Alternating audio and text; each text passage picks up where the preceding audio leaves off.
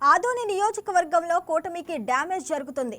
స్థానిక MLA Parthasarathi TDP నేత రావూఫ్ ఎపిసోడ్తో మొదలైన వివాదం కూటమి నాయకుల మధ్య అగ్గిరాజేసింది. బీజేపీ ఎమ్మెల్యే 50 లక్షలు డిమాండ్ చేశారని టీడీపీ నేత అంటుంటే కాదు అదంతా అక్రమ ఆరోపణలని ఎమ్మెల్యే కొట్టిపారేస్తున్నారు. వీళ్ళిద్దరు గొడవ పవిత్రమైన మసీదు భూముల వరకు వెళ్ళింది. ఈ నేపథ్యంలో సొంత పార్టీ నేతలే ఎమ్మెల్యేను పక్కన పెట్టేశారా? ఆదోనిలో నిజంగా వసూళ్ల పర్వం కొనసాగుతుందా? ఏది నిజం? కర్నూలు జిల్లా ఆదోని రాజకీయం నిప్పుల కొలిమిలా మారింది. కూటమిలో ముదిరిన కుమ్ములాటలు వీధిన పడ్డాయి. బీజేపీ ఎమ్మెల్యే వర్సెస్ టీడీపీ నేత సౌదీ రావూఫ్ మధ్య మొదలైన వివాదం ఇప్పుడు వ్యక్తిగత ఆరోపణల నుంచి ఆర్థిక లావాదేవీల వరకు వెళ్ళింది. తన సొంత స్థలంలో భవన నిర్మాణం చేసుకుంటుంటే అనుమతులకు ఎమ్మెల్యే పార్థసారథి 50 లక్షల లంచం డిమాండ్ చేస్తున్నారని సౌదీ రావూఫ్ చేస్తున్న ఆరోపణలు నియోజకవర్గంలోనూ పెను సంచలనం సృష్టిస్తున్నాయి. ఇప్పటికే 10 లక్షల రూపాయలు ఎమ్మెల్యేకి ముట్టజెప్పానని రావూఫ్ బాంబు పేల్చారు. ఇంటికి పిలిపించి నాకు ఎవరు ఎమ్మెల్యే పిలిపించి ఏమడిగే నాకు 50 లక్షల రూపాయలు డిమాండ్. ఇది ఖురాన్ మీద మోసం చెప్తాను.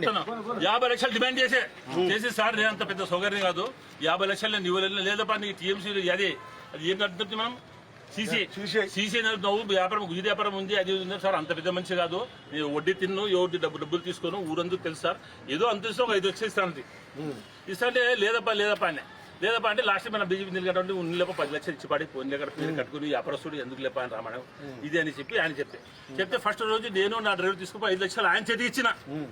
మళ్ళా 2 రోజులు ఫోన్ చేసే మళ్ళీ తీసుకుని 5 లక్షలు ఇచ్చి ఆడికి సరిపోయేలా అనుకుంటే మళ్ళా రంజాన్ లో ఫోన్ చేసి ఏపో డబ్బులు తెచ్చిలేదనే ఆయన ఎందుకు తెచ్చిస్తాను సార్ డబ్బులు లేదంటే 10 లక్షలు లేదు నువ్వు చాలా లేట్ చేస్తున్నావు, నాకు డబ్బులు ఇవ్వాలి లేకుండా నేను యాక్షన్ తీసుకుంటాను సార్, నేను డబ్బులు మాత్రం ఈను మీరేం చేసుకుంటే అని ఫుల్గా చెప్తాను. ఇంకా 40 లక్షల రూపాయలు నాకు డిమాండ్ చేస్తున్నాడు. నేను ఇచ్చింది 10 లక్షలు, నేను ఇచ్చింది ఎమ్మెల్యేకి 10 లక్షలు.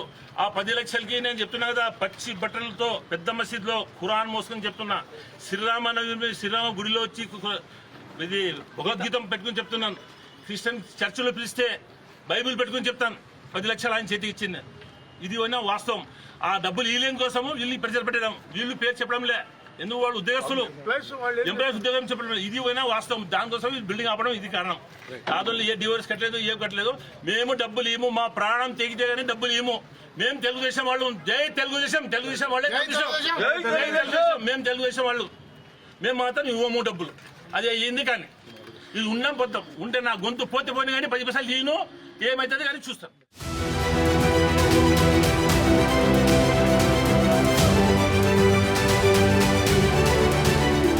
టీడీపీ నేత రావూఫ్ ఆరోపణలను ఎమ్మెల్యే పార్థసారథి అంతే ధీటుగా తిప్పికొడుతున్నారు. ఆ కట్టడం పూర్తిగా అక్రమమని, తాను ఎలాంటి డబ్బులు అడగలేదని ఆయన స్పష్టం చేస్తున్నారు. అక్రమ కట్టడాలను కూల్చి తీరుతామని, అక్రమ భవనాలకు పాల్పడే వారి భరతం పడతామంటూ ఎమ్మెల్యే పార్థసారథి వార్నింగ్ ఇచ్చారు. పెద్ద మసీదుకు చెందిన వక్ఫ్ బోర్డు ఆస్తులను కబ్జా చేసి ముస్లిం సమాజానికి అన్యాయం చేస్తున్నామని సౌదీ రావూఫ్ కు కౌంటర్ ఇచ్చారు. ఈ రోజు తప్పనిసరిగా వివాదం వచ్చింది కాబట్టి ఈ రోజు ప్రజలకు కూడా అవగాహన కల్పించే అవకాశం ఇది.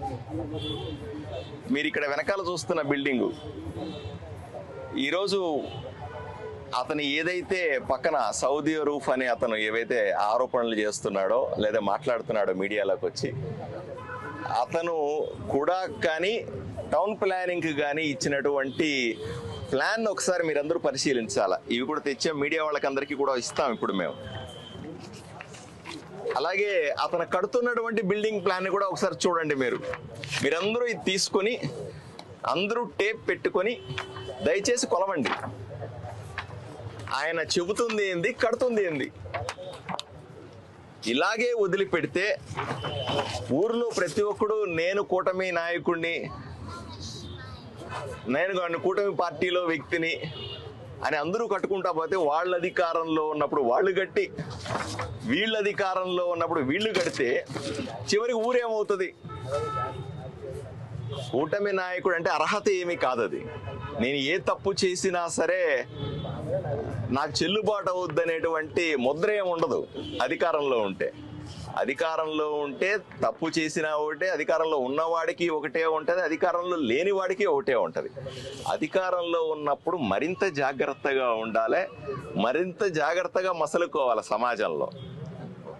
నాకేదో అన్నీ ఉన్నాయి కాబట్టి, నాకేదో ప్రత్యేక అర్హతలు ఉన్నాయి ఊర్లో కాబట్టి నేను ఇష్టం వచ్చినట్లు కట్టేస్తాను అంటే చూస్తూ ఊరుకునేది లేదు అని స్పష్టంగా సౌదీ రూఫ్తో పాటుగా ఇలాగా బిల్డింగులు కడుతున్నటువంటి ఆదోనిలో ప్రతి ఒక్కరిని కూడా హెచ్చరిస్తా ఉన్నాం. ఆయన ఆరోపణ చేస్తున్నాడు, ఎమ్మెల్యే గారు నా మీద డబ్బులు అడిగాడు, నన్ను బ్లాక్మెయిల్ చేస్తా ఉన్నాడు అని.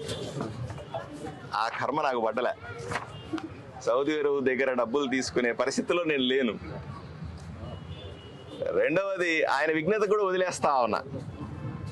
నేను డబ్బులు ఇచ్చేసాను, నేను డబ్బులు వసూలు చేశాను అన్న విషయాన్ని ఆయన నిరూపించుకోవాలి.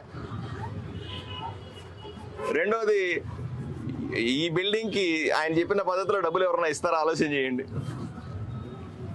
ఆ పరిస్థితులు ఉంటాయా? నా దగ్గరికి వచ్చిన మాట వాస్తవమే, నన్ను అడిగిన మాట వాస్తవమే, కట్టుకుంటానని. నేను కట్టుకోమని ఆల్ ది బెస్ట్ చెప్పింది మనకు కరెక్టే, కానీ డీవియేట్ చేస్తున్నా కట్టుతున్నాను నాకు చెప్పలే ఆయన. మా నాయకుడు 10 సార్లు కలుస్తూ ఉంటారు, నాయకులు మాట్లాడుతూ ఉంటారు.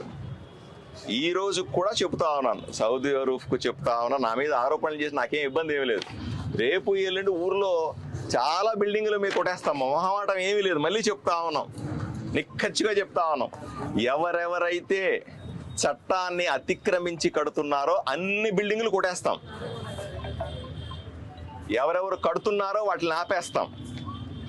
ఇది చట్టం, ఇది నా వ్యక్తిగతం కాదు. ఇది ఈ సౌదీ అరేబియా నా మీద ఆరోపణలు చేస్తున్నవాడు ఏ విధంగా పెద్ద మసీదుని కబ్జా చేసుకొని ముస్లిం సమాజానికి అన్యాయం చేస్తా ఉన్నాడో, వక్ఫ్ బోర్డుకు చెందాల్సిన ఆస్తుల్ని ఏ విధంగా కబ్జా పెట్టుకొని అనుభవిస్తా ఉన్నాడు, ఇవన్నీ కూడా భవిష్యత్తులో బయటకు వస్తాయి.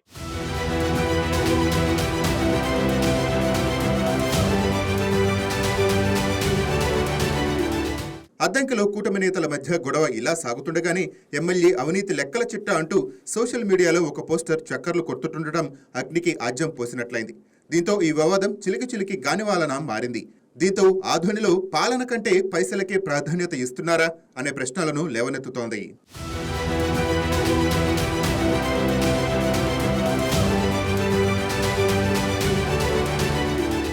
ఆధోని పొలిటికల్ పంచాయతీ ఇక్కడితో ఆగలేదు.